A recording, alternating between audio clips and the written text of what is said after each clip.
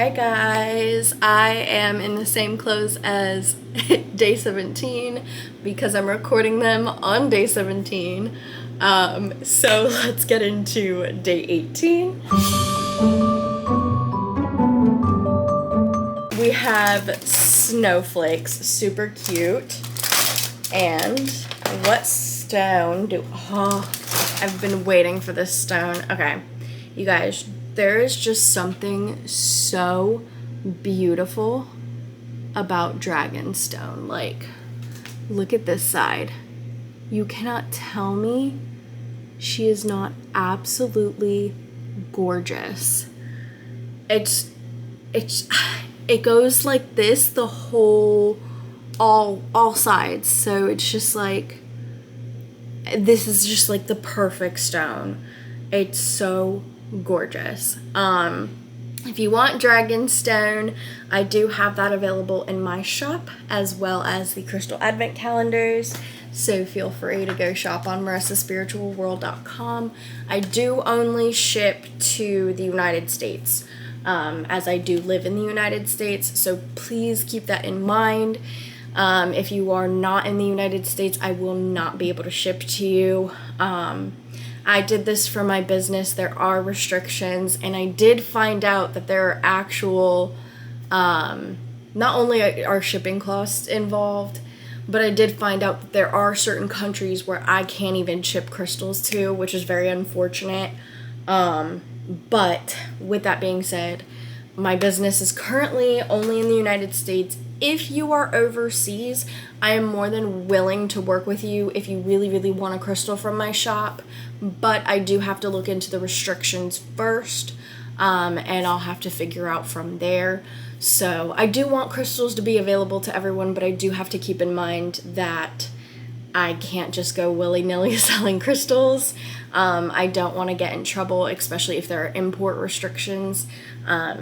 So please do keep that in mind. I had to completely pause because my girlfriend called me, so we left off on the advent calendar.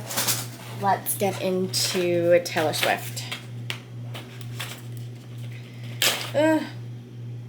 Oh. Okay, I kind of see it. It's very hard to see, but it is Taylor Swift playing her guitar. Let's see if it focuses any. I hope this looks better on my computer than it does on the camera. She's super cute. I'm starting to like the charm bracelet advent calendar. It was a little bit of a rough start, but she does have some pretty cute crystals, or she does have some pretty cute charms. So it is by a third party, so you can actually search up Taylor Swift charm bracelet and get the bracelet versus the advent calendar. I thought the advent calendar would be super fun, but it probably is a lot cheaper just to buy the bracelet. Plus you get all of her charms. Again, this is from a third party, so I know that they are buying these charms wholesale and splitting it up, so you might not get every charm if you do the advent calendar. So I would strongly urge that if you're interested in the Taylor Swift charm bracelet, go ahead and Google the Taylor Swift charm bracelet and do not do the advent calendar. You are better off just getting the bracelets. I think they might come with two because there are 24 different charms. Or maybe there's 20, there might be 20 to 24 different charms. I'm not sure exactly how many, but if you look it up, I promise you it'll give you all the information that you need. Let's go ahead and move on to 24 days of self-care. I'm just going to go ahead and just open this side because 18 is right here and make my life easier. Okay, this is so hard to open.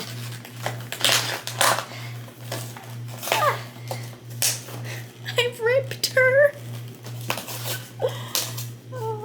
Okay, this has got to be a good one for what it's worth, right? Ooh, okay. I know we're going to get a conditioner. There's no way we can't, but this is Living Proof Clarifying Detox Shampoo. I honestly, I need to fix up my hair so badly. So to try new hair products is really where I'm at. I did just switch to Bioma from First Aid Beauty for all of my skincare. So I'm not too keen on switching too much of that. But yeah, I definitely need more hair care. But now that I look at it, that's embarrassing. We don't get a conditioner. Yeah, I think that's it for day 18. Let's get into today's content. Hi guys, so welcome to another VLOGMAS episode. This is day 18, and I know on my last vlog I said that the type 1 diabetes vlog would be coming soon, but I decided that it's coming today. I put on this shirt. It's the JDRF Walk to End Type 1 Diabetes from literally 2019, but I had to put it on and go with the theme here. Anyway, I wanted to go over the holidays and diabetes because I feel like a lot of people can relate to this, but also I just feel like it's nice to talk about and maybe not everybody really understands. So one thing about diabetics is they typically have routine, right? In my everyday life, I typically have meals pre-planned out for me at certain times. So maybe my girlfriend is making chicken and broccoli and carrots. That's what she most recently made, right?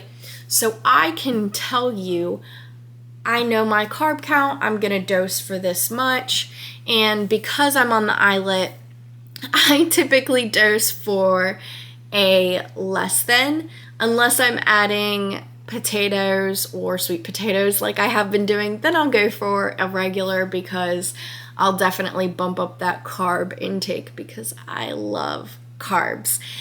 But that is within your own everyday life. And then there are days where I have maybe a frozen meal and I'm looking at the nutrition facts to say, okay, if I eat this mini pizza or if I eat these dumplings, this is the carb count. And that is how I will dose for that meal. And then there's days where maybe I'm going out to eat and I'm relying on Google to say, hey Google, what is the carb count for a Wendy's Frosty? Typically, that was a bad example, but not the worst example. Because I was more so going for like out to eat versus fast food, but I digress. Fast food is usually pretty good with having nutrition facts somewhere on their website. But let's say you're going to a restaurant, chains may have carb counts somewhere on the internet. But if it's a kind of more local place, then you're kind of going based off of the dish and saying, what is the carb count of this dish? And sometimes, depending on that dish, Google will give you a portion size and a carb count, and sometimes you can change that portion size, but not always. However, when you are going through the holidays, maybe you're not the one cooking, so you don't have the nutrition facts in front of you. You don't know what's being used. Maybe your mom is cooking. Maybe you're going over a family member's house or a friend's house, and you're not cooking, or maybe you're only cooking one dish, so you only know the carb count of that dish. This is what this video is for. And also, if you're just a diabetic that wants a little bit more information or a non-diabetic that wants more information, here you go. Now, I have included 3 different links in my description. 2 of them are PDFs and one is the, I believe, is it a JDRF? No, it's not the JDRF website. It's Breakthrough Type 1 Diabetes website.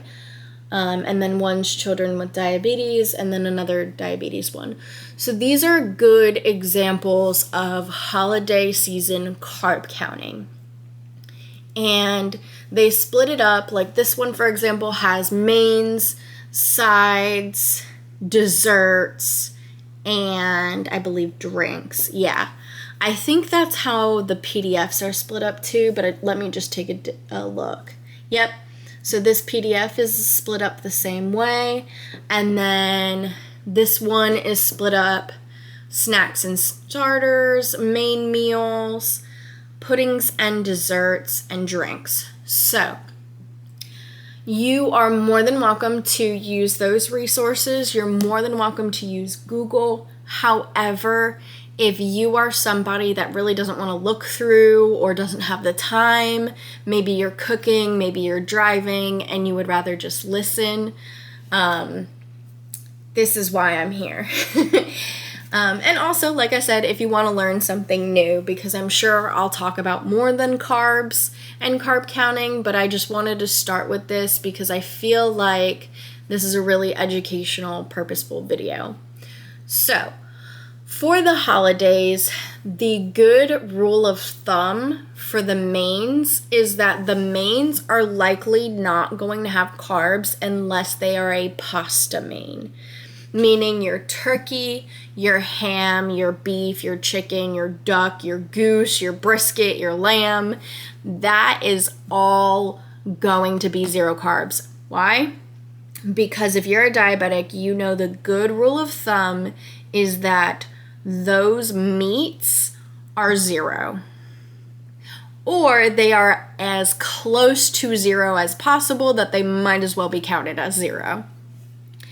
Same thing with cheeses, but again, that's just a basic rule of thumb. If you really want to get into the nitty-gritty of it, you can, but in a case where you're guesstimating, you usually go off the good rule of thumbs. Now, let's say you have lasagna or mac and cheese as your main. Maybe it's a vegan or vegetarian household. Obviously, the vegan products you do want to look more into because I'm not 100% sure about vegan cheeses, but I guess I would say this is more of a vegetarian way of looking at it, maybe. For, like, let's say lasagna or mac and cheese, I'm looking at this and it says here that 1 cup of lasagna is 30 grams. But then, when I look on this main dish, it says 1 cup of lasagna is 36 grams. So, another good rule of thumb is when you are looking at multiple options for the same serving size, find the median. So we have 30 and 36. You add those together, divided by 2, you're going to get 33. And obviously, it's not going to be perfect. It's not a perfect science. But if I were to dose for a lasagna that is 1 cup, I'm going to say, okay, you know what? I'm going to go for about 33 to 35 carbs. Now, again, you don't have to be perfect. It is not an exact science. You do not have to measure out the cup. But let's say maybe I got a little bit more than a cup. Maybe you're going to be looking at 45 carbs. Maybe even 50 if you love your pasta like me. Mac and cheese for a cup is rated at 38 grams. And I don't know, let me just double check and see if they're on the sides for these other ones. Okay, I'm not seeing mac and cheese on a side over here, which is shocking because when do you not have mac and cheese for your holiday meals? Okay, this one doesn't classify it as a main, and then this one doesn't really have sides, but it does have starters. So I wanted to include starters at least, but let's just go ahead and go based off of this one that says mac and cheese is 38. I don't know about you. I love my pasta. I am probably grabbing a cup and a half and calling it 60 carbs. But again, that is just me. A good rule of thumb is that a cup of mac and cheese is about 38, and you can round up and round down as you see fit with your portion size. Let's get into side dishes. Your dinner roll, your typical sized dinner roll is likely going to be between, I want to say 15 to 20 carbs. It looks like both of these show a dinner roll as 20, so that might be more on the accurate side. Let's see here. A biscuit is 27 because it's not as fluffy, it's more dense, so it's got a little bit more to it. So keep that in mind as well. Let me take a look at...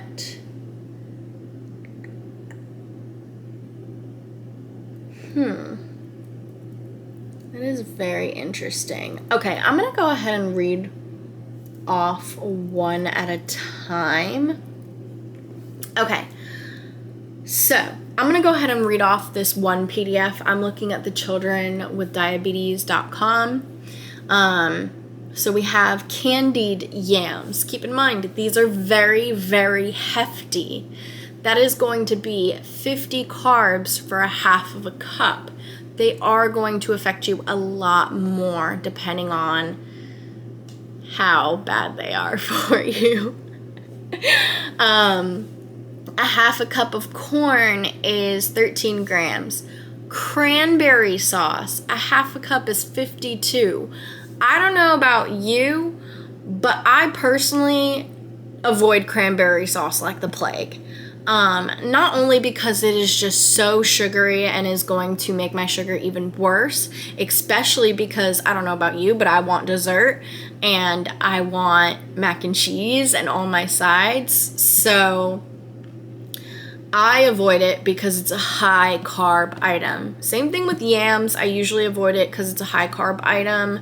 And not saying that I want to spend my carbs differently as if I only have so many carbs to use, but when I'm thinking about going into a carb coma and a carb slump, if you will, you know, after you eat, how you're like, ugh, I want to make sure that's well spent, and it better be spent on mac and cheese.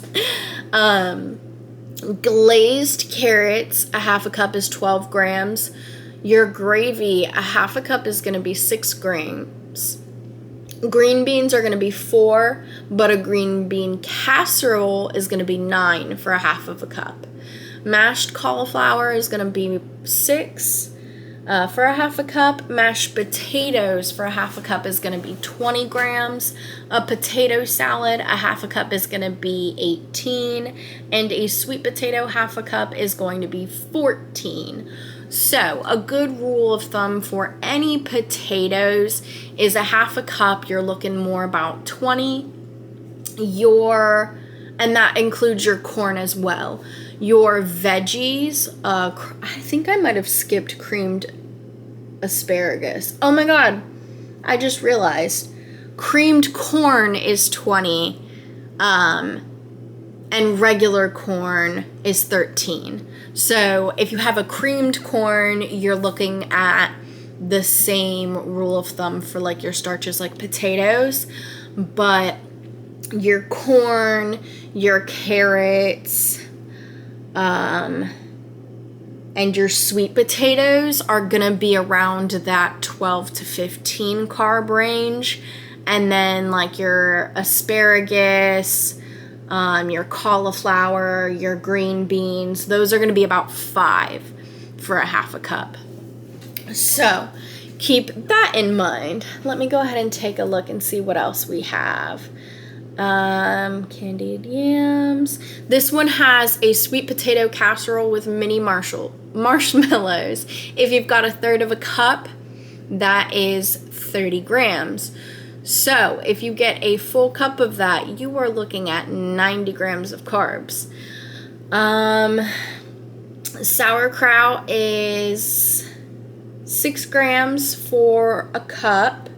Brussels sprouts is 4 grams for a half a cup, so that's your lower end vegetable.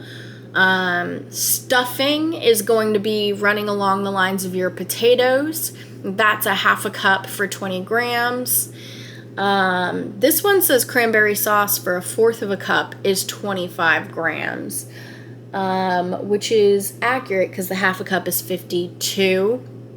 So, again, emphasizing, if you can avoid cranberry sauce, I say do it.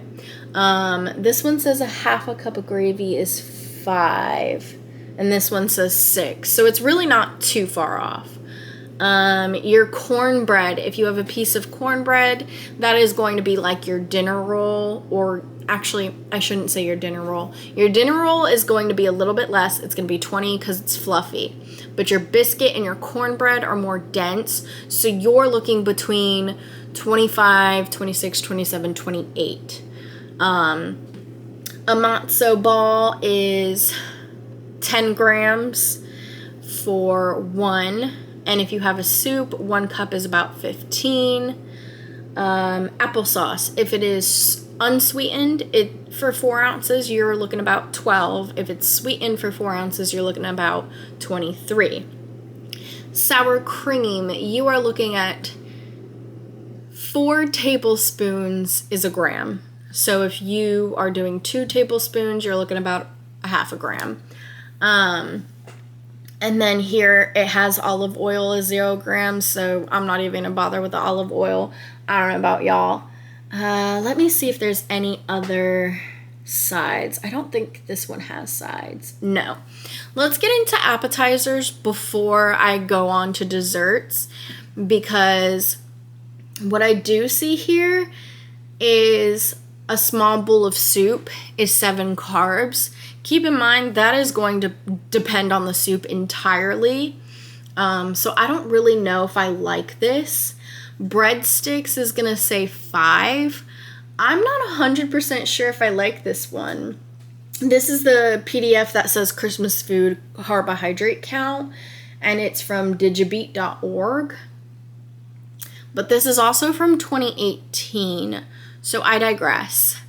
I wouldn't really follow the snacks and starters because they really don't have good snacks and starters on here.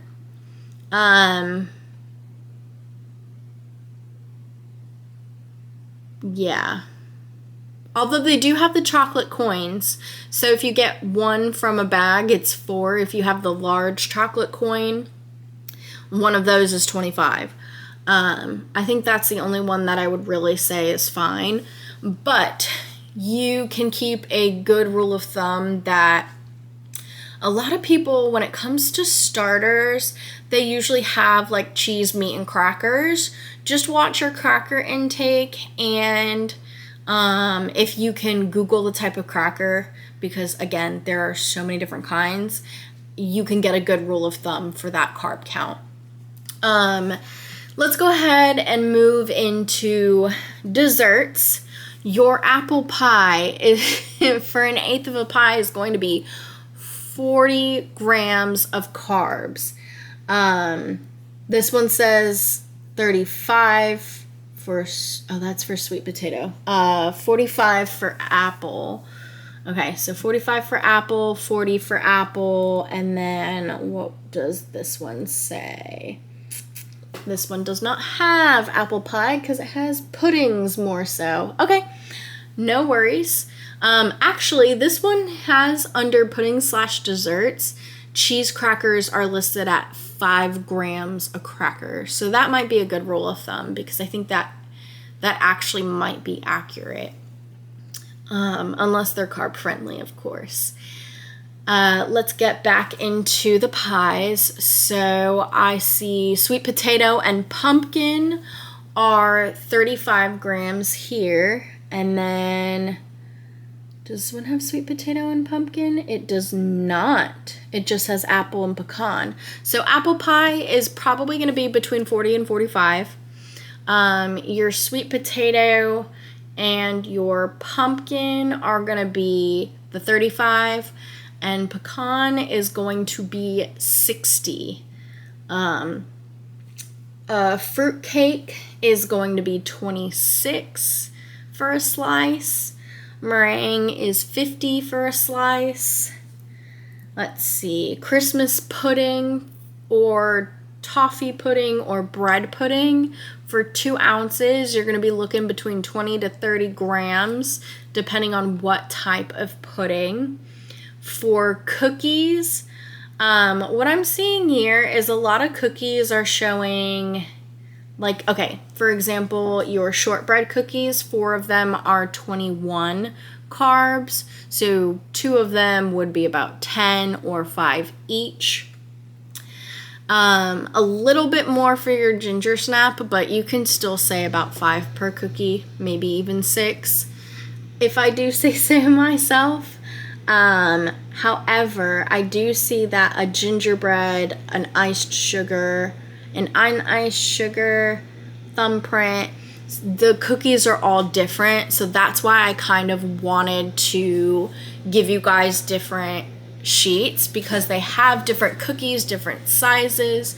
Now, usually, unless they're bringing it over on a platter, usually most cookies will still have that box with the nutrition facts, but a good rule of thumb is those smaller cookies are probably going to be somewhere between 5 and 7 carbs, and those normal sized cookies, depending on the icing, not iced, you might be looking at about 16, 17.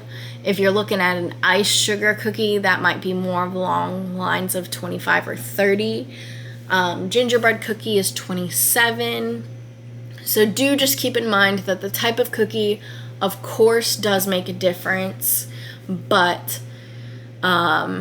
your chocolate chip and your peanut butter might be 10 to 15 per cookie.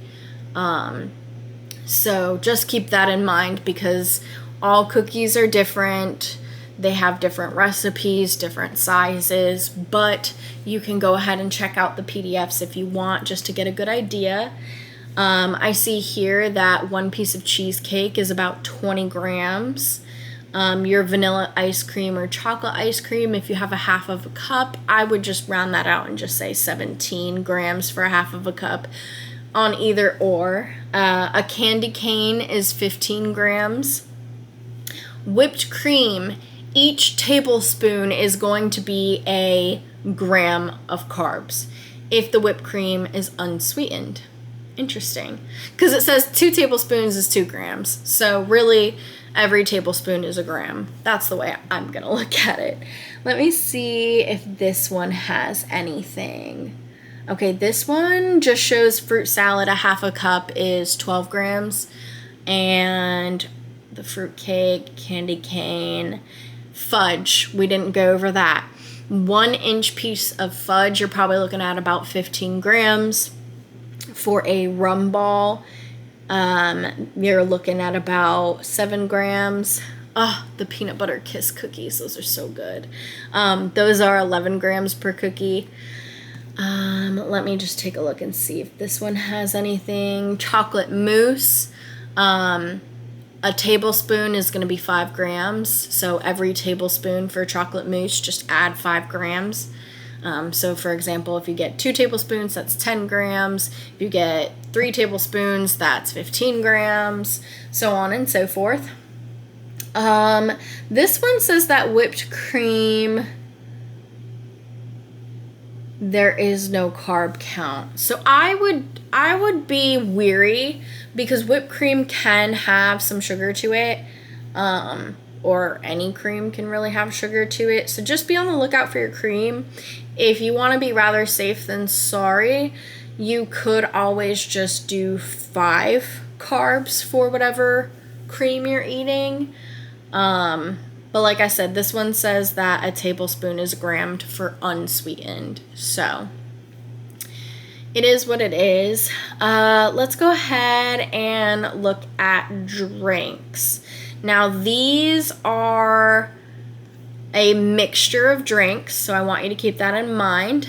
We've got eggnog at about 30 grams for a half of a cup. This one says 8 ounces is 36. So that's where I would use the rule of thumb and just say median. I would say a cup is about 60 grams. A half a cup might be 33. Or, you know, depending on how much eggnog you drink. I really don't drink eggnog, so I don't know. Hot cocoa. If you do it with water, you are likely going to be having 50 to 20 grams for a cup. If you do it with milk, you're looking more along the lines of 30. Let's see. Apple cider. 8 ounces is going to be 30 grams. And this one shows a spiced apple cider non-alcoholic is going to be 30 grams for a cup. A hard apple cider, you're looking at about 12 ounces being 15 to 30. I would just go ahead and say probably 30 because trust me, depending on that cider, your sugar is going to spike. That's my rule of thumb for me. I've noticed that ciders do spike me. Wine, white or red, 5 ounces is for carbs. A good way to look at that is however many ounces is however many carbs that you're estimating. Let me see what it says here. Wine, 5 ounces is 6 carbs. Yes. So I would go ahead and say 5 ounces is 5 carbs. So every ounce is a carb. Let's see here. Champagne, 5 ounces is 3 grams. Regular beer, 5 ounces is 12 grams. Light beer, 12 ounces is 6 grams. I personally stick to, if I am going to have beer, I stick to a light beer because it is such a big difference. Obviously not everyone likes light beer, but I have noticed that Bud Light affects me the least. And again, YouTube, if you're watching this, I'm 27 years old. Let's see, mulled wine, 5 ounces is 18 grams. I don't think I've ever had mulled wine, but I digress. And I think that kind of covers it. Any spirits, the carbohydrates really isn't there. Because you're usually having those with mixers. So if you are going to have a mixed drink, keep in mind the carb counts of your pineapple juice, your orange juice, apple juice. I don't really know what else y'all mix it with. Sodas. If it's a diet soda, you're fine. If it's a regular soda, I would go ahead and look it up, but again, it depends on how much soda you're using, what kind of soda you're using, and that is basically it for the carb counts. And I have kept this under 30 minutes, which is nice. So now that I've talked about the carb counts a little, let's get into how to deal with the holidays and diabetes. Okay, let's talk about managing your diabetes and how to deal with diabetes during the holiday season. So, I have 3 different articles. One of them in which is by the American Diabetes Association, which I very much do appreciate. And then one's by Lehigh Valley Network, and this one is by heart.org. So I do think that I can appreciate these articles because they are very much forgiving, and you'll see what I mean by that. So the American Diabetes Association has 7 tips to stay on track with your diabetes management during the holidays. 1, prioritize self-care. If you're hosting and you have that big to-do list, to avoid feeling overwhelmed, take care of yourselves. Take care of yourself leading up to the holiday season, or the holiday party, I should say, by keeping your blood sugar managed very well, eating your meals on your normal scheduled times, and maintaining a consistent sleep schedule. Yes, it can be a pain in the butt to prioritize yourself, especially when you have so much going on, but it will help you in the long run. Another tip is, if you're not hosting, bringing a healthy dish to share. Now, not everybody likes healthy during the holidays, but if you don't like healthy during the holidays, make sure you know the carb counts to your dish. If you want, well, that should be either way. If you're bringing a healthy dish, you can kind of relax on the carb counting because it likely won't be much, but I would still say make sure you know your carb count for that dish that you're bringing, because that's one less thing to worry about. Even if you have to write it down on your phone, on a sticky note, whatever. A really big tip that I saw from all 3 of these articles was avoid skipping meals. A lot of people have best practice for their own family where they don't eat the entire day and they have this huge meal. For a diabetic, that is unfair. That is basically begging for a disaster to happen, because something that I don't think people realize is that diabetics are creatures of habit, and so is their body. And what I mean by that is, I'll give you a real life example. I used to work 10:30 to 7, but my training schedule for my most previous job was like 8 to 4:30 or something like that. My body had gotten accustomed to the times that I would eat meals. So when I got off at 4:30, my body was used to having a meal at 4:30. And if I did not eat by 5, my sugar would start dropping. Why? Because I usually eat something every 2 hours, and if I don't have like a snack or have small meals every 2 hours, then it's every 4. And if I don't eat by that 4th hour, my sugar is going to plummet. Why? Because I'm getting insulin on top of my meal insulin. So let's say I have lunch at 12. That insulin from my meal is working its way. It's at its peak. And on top of that, me being on an insulin pump, let's say I get a unit every hour. That's, I think, what I got on my Tandem. I'm on the iLet now, so I don't exactly know how much is going. I guess the best way to put it is that I have a Dexcom and an iLet, and the Dexcom checks my sugar every 5 minutes, reports it to my iLet, and then my iLet doses based on that sugar. Every 5 minutes, it'll give me doses. So, do not skip your meals. Do not avoid your meals. Do not follow what your family is doing. I know it sucks, but bring your apple juice, bring snacks, have appetizers. Your family, if they are your family, they should know and they should understand that you need to be eating. You don't have to sit there and not eat. So just avoid skipping meals. If your family has a gathering where there's appetizers, and then once the appetizer portion and the hellos and introductions are all done and the food is ready, you eat.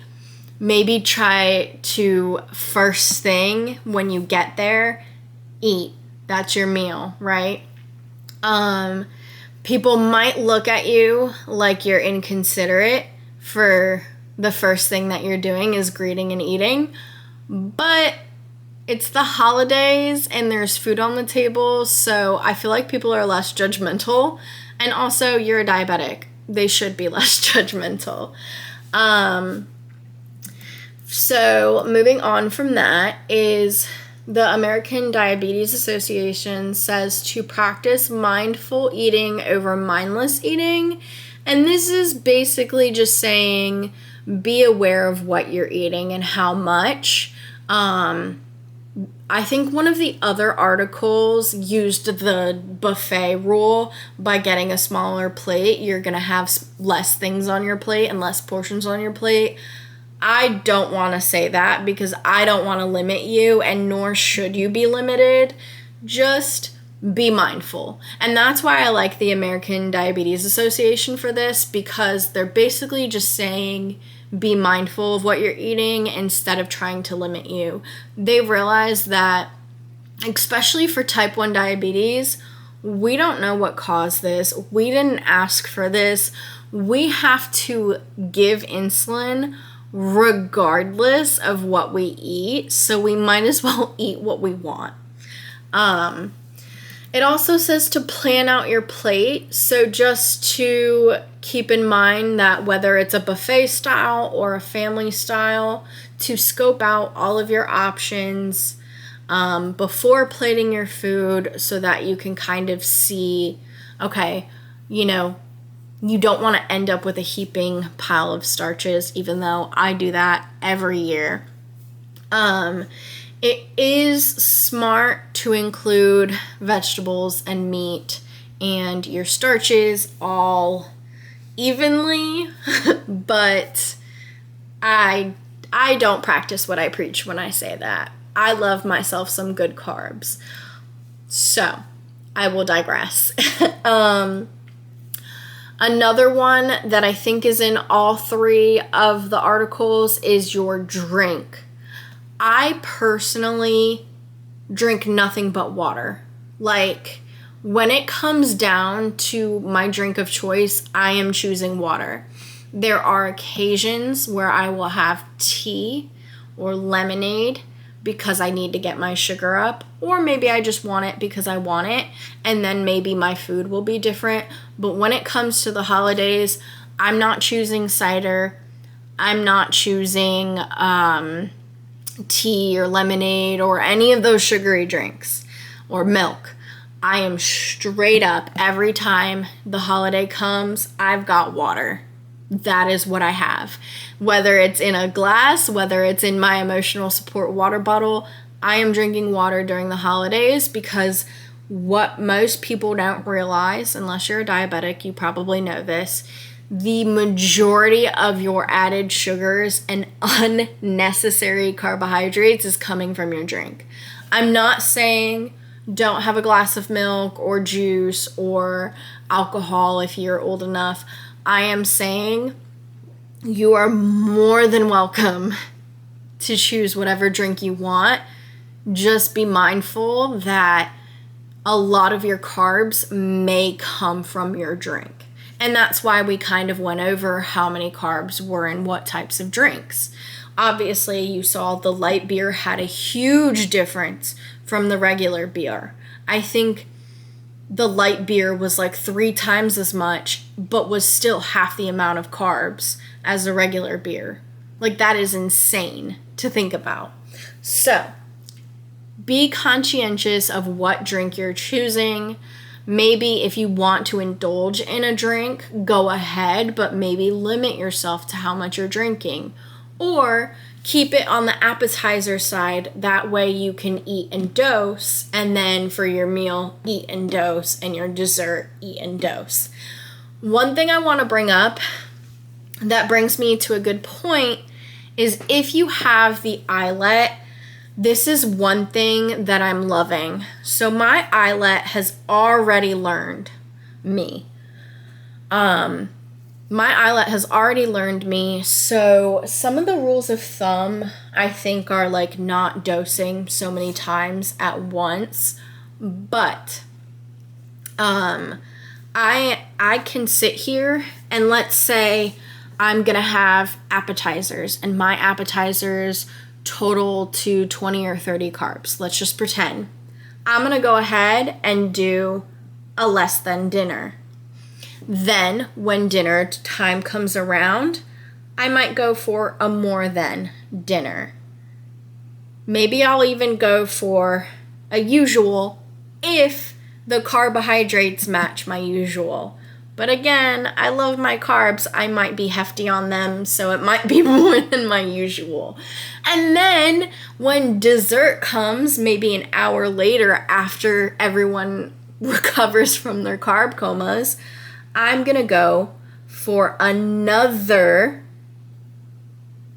less than dinner. Again, I say it like that because some people, and this is more so for me talking, have it to where they're all day spending the day with their family or at their family's house. So your appetizers might be 12 o'clock, your food might be 4 o'clock, and your dessert might be 7 o'clock.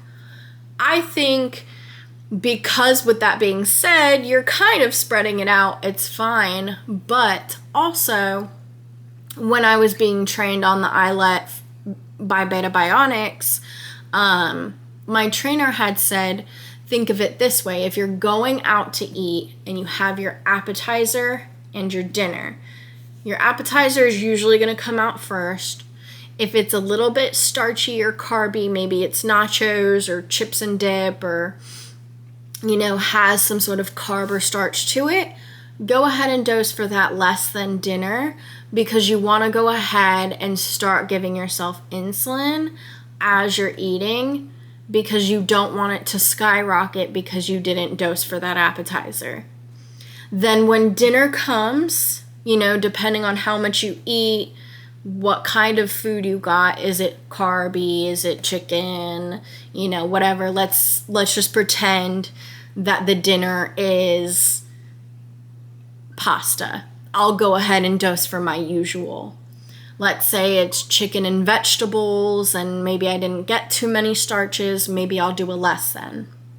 Let's say my dinner altogether has absolutely no carbs to it or is 25% less than my normal meal, which I think my normal meal is about 50 grams or 60 grams of carbs. I can't exactly remember, but I do remember my diabetes educator or Beta-Bionics educator saying if it was under like 15 grams for me to go ahead and not dose for it. Or maybe that's just for any snack if it's less than 15, not to dose for it. I'll have to read up and get clarification on that. But let's just say that I absolutely have like little to no carbs. I'm talking 5 or less. I'm not going to go ahead and dose for that because my usual is 60. I'm not going to dose for a usual dinner just because I'm having dinner. I'm not going to dose if I don't have carbs because my eyelet is going to be like, lady, you're not eating carbs. Why are you dosing? Your usual is 60. You're giving me a less than. Are you eating 25 carbs? So just a good rule of thumb with the eyelet.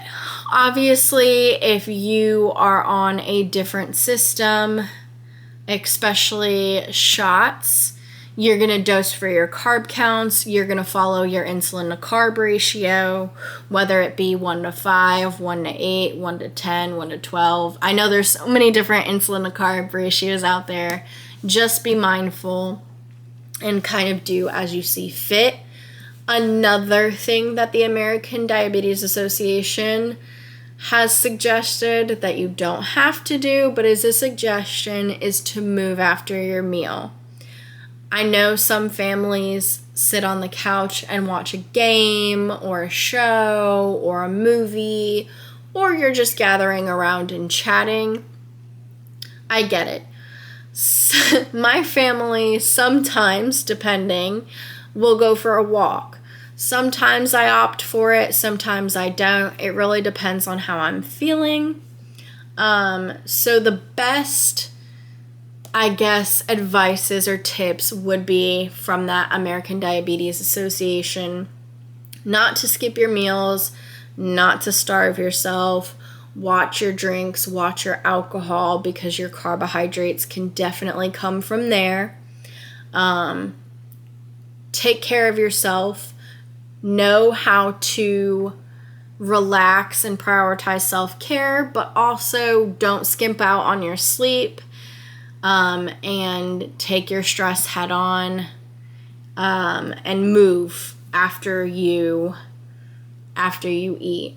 Whether you go for a walk, whether you walk around a little bit within the house, just make sure you try to get up and move, because those carbs are going to hit you very hard. Keeping a regular schedule, eating at your normal times. Obviously, this is going to adjust a little bit based on when the food is served, but basically just saying keeping your regular schedule by not skipping meals. Also, one thing that wasn't mentioned that is mentioned in the Lehigh Valley Health Network that I am so thankful for is forgive yourself for slip-ups. Because we do not have to be perfect, and I hope you know that. Don't expect to be perfect, because trust me, it is hard work to be perfect. You are going to guesstimate. You are probably going to end up with a high sugar, maybe even a low sugar later on once all of the insulin and food processes. Have your apple juice on standby if that is the case. This one also says eat slower so that you have more time for your brain to tell you when you are full. So that's another one. Check your blood sugar more frequently. If you do not have a CGM that checks your sugar every 5 minutes, check it more often. Check before your meal, before you are dosing. Keep in mind, if you are on shots and you don't have that calculation of insulin on board, keep in mind, I have insulin on board. That is another one that really isn't said in these. And then here is stay active again. So yeah, all 3 articles are telling you to move after a meal. I'm not telling you that you should, but it is a good suggestion just to keep the blood flowing and to help process your food and your sugar and your insulin. You're definitely going to be combating a lot of things after that meal, so keep that in mind. I hope that these tips helped. I hope that you got a better idea of what you want to do when the holiday comes next week. I love you guys so much, and thank you so much if you have stayed through all of this and are watching. I love you guys. If you want any reference links, the articles, the PDFs of the carbohydrates are all below in my description. If you liked the diabetes content, please like this video, comment down below. I want to make more videos about diabetes, and I want to know that you guys want it too. And also subscribe so you can be updated on when I make another diabetes video. If you are not a huge fan of the diabetes content, I completely understand, not everybody is, but keep in mind that I'm still doing Vlogmas. I have lifestyle videos, self-care videos. Not everything is about diabetes, so you can always go ahead and check those videos out. There is a Vlogmas link at the end of this video, and you can also subscribe to me for different types of content. Thank you so much for watching, and I will see you guys tomorrow on day 19 of Vlogmas.